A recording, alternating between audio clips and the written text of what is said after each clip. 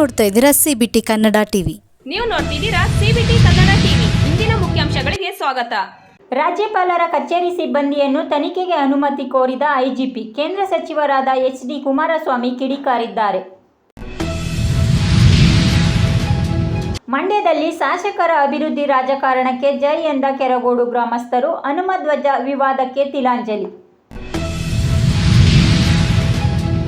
ಮೈಸೂರಿನಲ್ಲಿ ನಾಳೆ ಮಹಿಷ ಮಂಡಲೋತ್ಸವ ಆಚರಣೆ.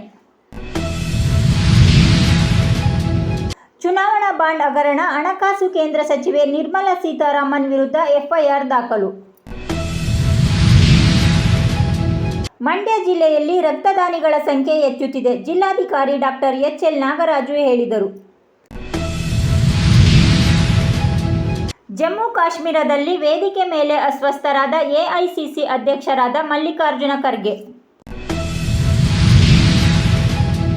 ಮಂಡ್ಯ ಜನರ ಅವಶ್ಯಕತೆಗೆ ತಕ್ಕಂತೆ ಬಂದೂಕು ಲೈಸೆನ್ಸ್. ಜಿಲ್ಲಾ ಪೊಲೀಸ್ ವರಿಷ್ಠಾಧಿಕಾರಿ ಮಲ್ಲಿಕಾರ್ಜುನ್ ಬಾಲದಂಡಿ ಹೇಳಿಕೆ. ಚಿತ್ರದುರ್ಗದಲ್ಲಿ ಹಿಂದೂ ಮಹಾಗಣಪತಿಯ ಶೋಭಾಯಾತ್ರೆ. ವಾಲ್ಮೀಕಿ ಮಹಾಸಭಾ ಅಧ್ಯಕ್ಷರಾಗಿ ಕೆ.ಎನ್. ಪಾಟೀಲ್ ರವರು ಅವಿರೋಧ ಆಯ್ಕೆಯಾಗಿದ್ದಾರೆ. ಮೈಸೂರಿನಲ್ಲಿ ರೇವ್ ಪಾರ್ಟಿ, ಪೊಲೀಸರಿಂದ ಕಾನೂನು ಕ್ರಮ. ಸಿಎಂ ಸಿದ್ದರಾಮಯ್ಯ ಹೇಳಿಕೆ. ಮಕ್ಕಳಿಗೆ ಉತ್ತಮವಾದ ಶಿಕ್ಷಣವನ್ನು ನೀಡುವುದರ ಮೂಲಕ ಸಮಾಜಕ್ಕೆ ಅವರನ್ನು ಉತ್ತಮ ಪ್ರಜೆಗಳನ್ನಾಗಿ ರೂಪಿಸಿ ಮಾದಾರ ಚೆನ್ನಯ್ಯ ಶ್ರೀಗಳು ತಿಳಿಸಿದರು. ಯುವ ಜನತೆಗೆ ಭಗತ್ ಸಿಂಗ್ ರವರ ವಿಚಾರಧಾರೆಗಳು ಅಗತ್ಯ. ಎಐಯುಟಿಯುಸಿ ಕಾರ್ಮಿಕ ಸಂಘಟನೆಯ ಮುಖಂಡ ರವಿಕುಮಾರ್ ತಿಳಿಸಿದರು. ಮಂಡ್ಯದಲ್ಲಿ ಮಾನವೀಯ ಮೌಲ್ಯ ಉಳಿಸಿ ಜನರಿಗೆ ಸತ್ಯ ತಿಳಿಸಿ ಎಂದು ಕೃಷಿ ಸಚಿವ ಎನ್. ಚೆಲುವರಾಯಸ್ವಾಮಿ ಅಭಿಪ್ರಾಯಪಟ್ಟರು. ಮಂಡ್ಯ ಕಾರ್ಮಿಕರ ಸಂಕಷ್ಟ ನಿಧಿ ಸ್ಥಾಪಿಸಿದ ತುಷಾರಮಣಿ. ಬಿಜೆಪಿ ಹೊಸ ರಾಷ್ಟ್ರಾಧ್ಯಕ್ಷ ಸಂಜಯ್ ಜೋಶಿ ರವರು ಆಗುವ ಸಾಧ್ಯತೆ ಇದೆ.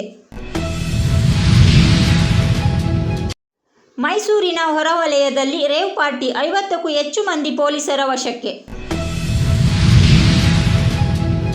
ಬಾಗಲಕೋಟೆ ಗ್ರಾಮ ಆಡಳಿತ ಅಧಿಕಾರಿಗಳ ಅನಿರ್ದಿಷ್ಟಾವಧಿ ಮುಷ್ಕರಕ್ಕೆ ಚಾಲನೆ. ಬೆಂಗಳೂರು ಗ್ರಾಮೀಣ ಪತ್ರಕರ್ತರಿಗೆ ಬಸ್ ಪಾಸ್ ಜಾರಿಗೆ ನೀಡಿದ ಸಿಎಂ ಸಿದ್ದರಾಮಯ್ಯರವರಿಗೆ ಕೆಯುಡಬ್ಲ್ಯೂಜೆ ಅಭಿನಂದನೆ ಸಲ್ಲಿಸಿತು. ಕೋಮುವಾದಿ ಶಕ್ತಿಗಳಿಗೆ ಸಾಹಿತಿಗಳು ಪ್ರತಿರೋಧ ಒಡ್ಡಬೇಕು. ಬರಹಗಾರರ ಬಳಗದ ಅಧ್ಯಕ್ಷರಾದ ಸತೀಶ್ ಜವರೇಗೌಡ ತಿಳಿಸಿದರು. ಮಂಡ್ಯ ಸ್ಯಾಂಜೋ ಆಸ್ಪತ್ರೆ ಹತ್ತಿರ ಅವೈಜ್ಞಾನಿಕ ರಸ್ತೆ ಕಾಮಗಾರಿಯೇ ಬಸ್ ಪಲ್ಟಿಗೆ ಕಾರಣ. ಶಾಸಕರಾದ ರವಿಕುಮಾರ್ ಕಿಡಿಕಾರಿದರು.